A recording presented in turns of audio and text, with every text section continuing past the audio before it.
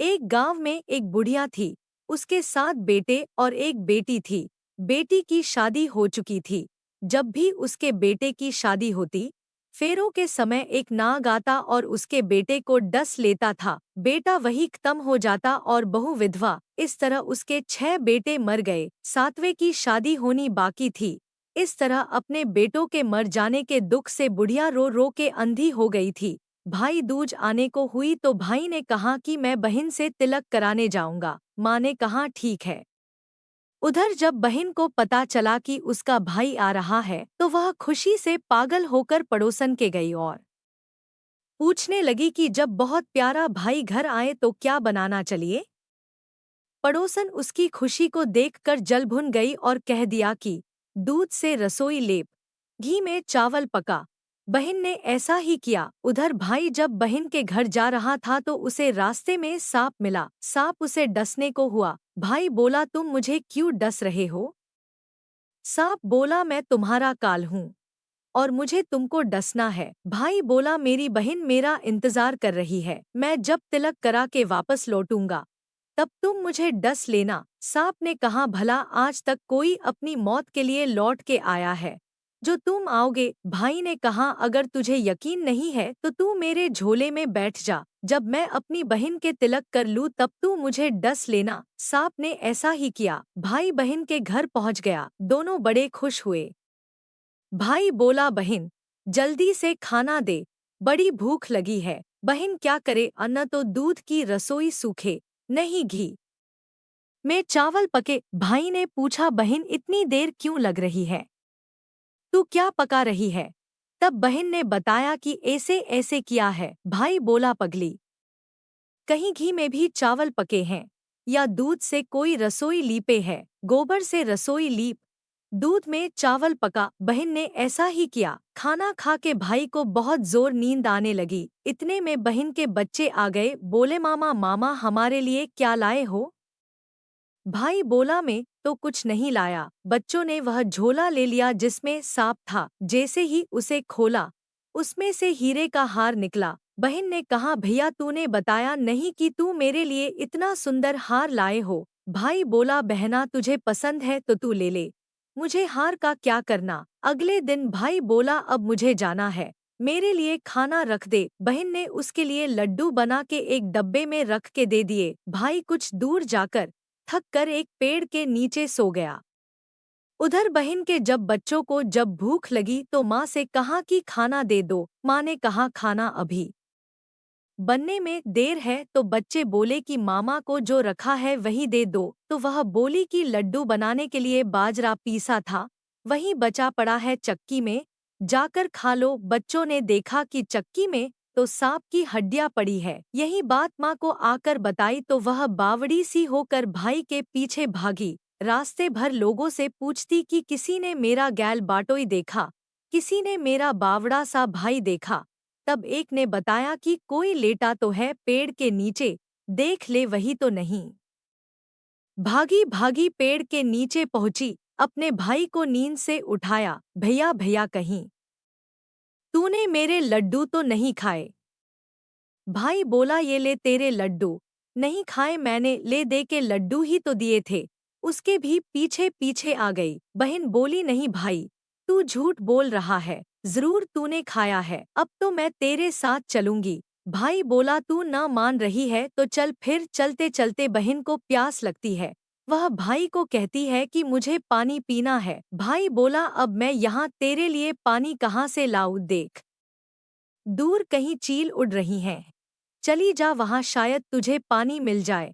तब बहन वहां गई और पानी पीकर जब लौट रही थी तो रास्ते में देखती है कि एक जगह जमीन में 6 शिलाएं गड़ी हैं और एक बिना गढ़े रखी हुई थी।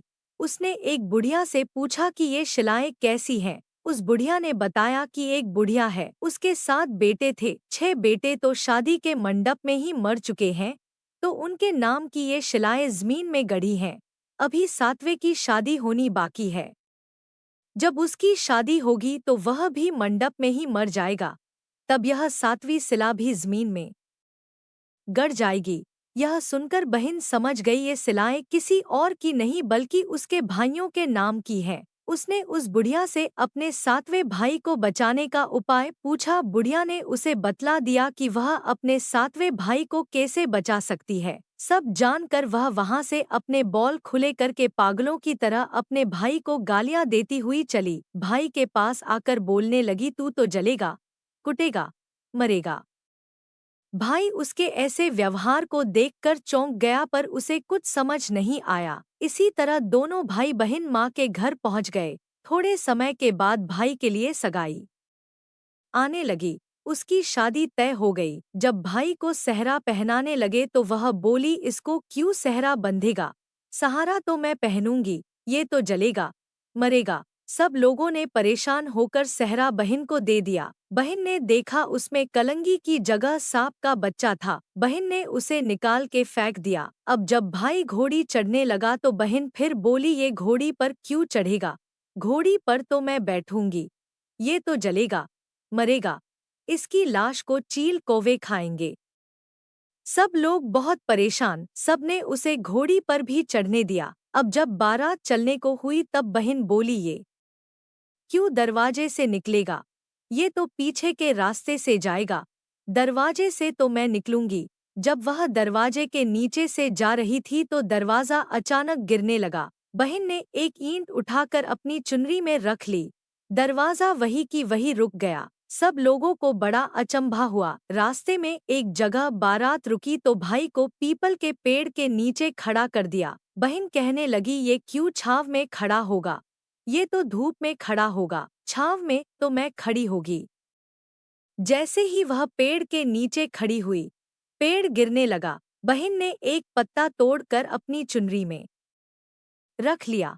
पेड़ वही की वही रुक गया। अब तो सबको विश्वास हो गया कि ये बावली कोई जादू टोना सीख कर आई है, जो बार बार अपने भाई की रक्षा कर रही है। ऐसे करते करते फेरों का समय आ गया। जब दुल्हन आई तो उसने दुल्हन के कान में कहा, अब तक तो मैंने तेरे पति को बचा लिया, अब तू ही अपने पति को और साथ ही अपने मरे हुए जेठों को बचा सकती है। फेरों के समय एक नाग आया। वो जैसे ही दूल्हे को डसने को हुआ, दुल्हन ने उसे एक लोटे में भर के ऊपर से प्लेट से बंद कर दिया। थोड़ी देर बाद नागिन लहर लहर करती आई। दुल्हन से बोली, तू मेरा पति छोड़। दुल्हन बोली, पहले तू मेरा पति छोड़। नागिन ने कहा, ठीक है, मैंने तेरा पति छोड़ा। दुल्हन, ऐसे नहीं, पहले 3 बार बोल। नागिन ने 3 बार बोला। फिर बोली कि अब मेरे पति को छोड़। दुल्हन बोली, एक मेरे पति से क्या होगा?